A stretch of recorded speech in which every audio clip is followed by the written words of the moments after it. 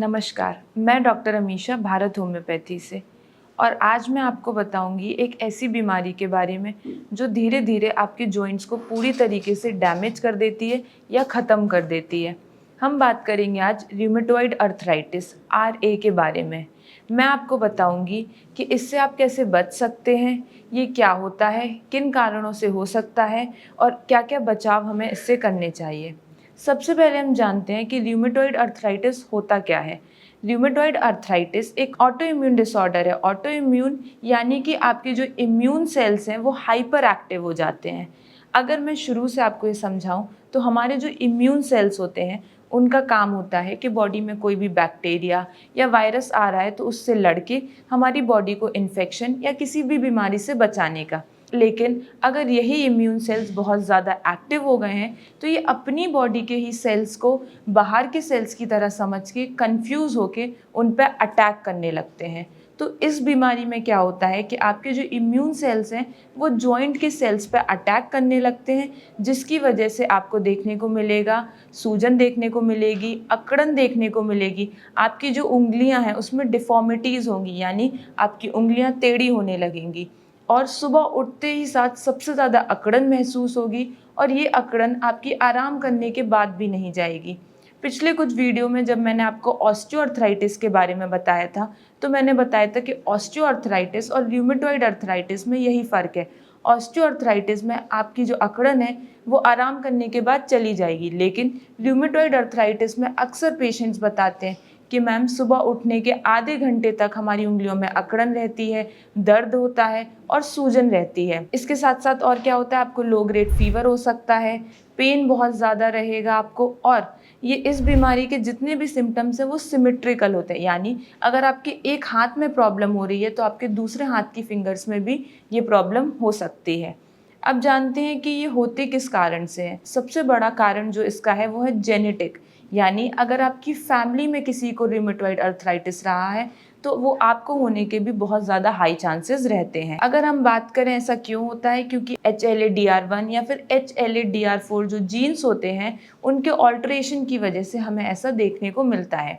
ये बीमारी हार्मोन्स की वजह से भी होती है, इसीलिए अक्सर हम देखेंगे कि फीमेल पेशेंट्स में ये हमें ज़्यादा देखने को मिलेगी कंपैरेटिवली टू मेल्स। अगर हम बात करें तो डिलीवरी के टाइम या प्रेगनेंसी के टाइम इसके चांसेस कम हो जाते हैं, लेकिन डिलीवरी के बाद या मीनोपॉज के टाइम पे इसके चांसेस बढ़ जाते हैं। और इसकी क्या क्या वजह हो सकती है? मोटापा होने की वजह से आपकी जॉइंट्स पे प्रेशर पड़ता है, जिसकी वजह से आपको रूमेटॉइड अर्थराइटिस हो सकता है। बहुत ज़्यादा स्ट्रेस लेना, टेंशन लेना, नींद पूरी नहीं होना, क्योंकि ये एक लाइफस्टाइल डिसऑर्डर है तो हमारे जो जो चेंजेस हैं आजकल, सेडेंट्री लाइफस्टाइल, हम कोई भी फिजिकल एक्सरसाइज नहीं कर पाते हैं, इसकी वजह से हमें ये देखने को मिलेगा।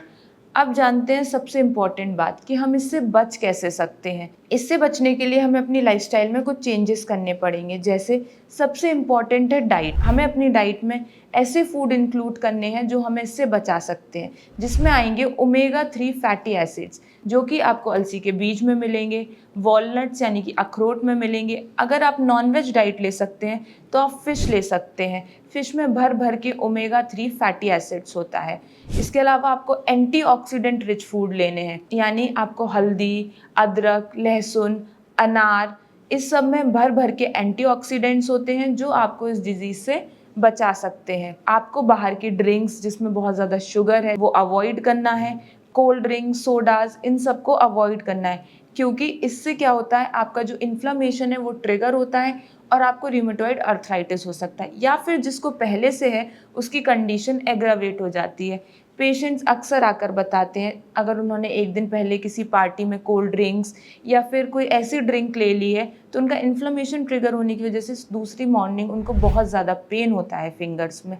तो हमें इस बात का ध्यान रखना है कि हमें इसको अवॉइड करना है। रिफाइंड ऑयल या पाम ऑयल में बने हुए खाने को भी हमें अवॉइड करना है। बाहर के चिप्स, बर्गर्स, फ्रेंच फ्राइज़, इस सब को अवॉइड करना है। हम इसकी वजह घर का खाना जैसे कि खिचड़ी, दलिया, ओट्स, ये सब खा सकते हैं। ज्वार, बाजरा, इस सब की रोटी ले सकते हैं, जिससे आपका जो इन्फ्लेमेशन है वो कम से कम रहेगा और आपको दर्द में और सूजन में बहुत राहत रहेगी। अब अगर हम बात करें कि हमें डाइट के अलावा और क्या करना चाहिए। तो डाइट के साथ साथ एक्सरसाइज बहुत इंपॉर्टेंट रोल प्ले करती है, तो हमें एक्सरसाइज करनी चाहिए, डेली वॉकिंग इंक्लूड करनी चाहिए, हमें बहुत ज़्यादा हैवी लिफ्टिंग नहीं करनी है, और हम इसके अलावा मेडिटेशन इंक्लूड कर सकते हैं, योगा इंक्लूड करना है। योगा, कपालभाति, डीप ब्रीथिंग करने से बॉडी जो है वो रिलैक्स होगी और आपके जो इन्फ्लेमेशन है उसको कम करेगी, जिससे आपको आराम देखने को मिलेगा। तो ये थी कुछ जानकारी र्यूमेटॉइड अर्थराइटिस के बारे में जो मैंने आपको बताई। आपको इस सब का ध्यान रखना है अगर आपको र्यूमेटॉइड अर्थराइटिस से बचना है। अगर आपको या आपके जानने में किसी को भी र्यूमेटॉइड अर्थराइटिस है तो आपको घबराना नहीं है, क्योंकि इसका इलाज संभव है। आपको अगर ऐसी कोई भी समस्या है तो आप कमेंट सेक्शन में अपनी क्वेरी पूछ सकते हैं, आप हमारी टीम से कॉन्टैक्ट कर सकते हैं। Thank you.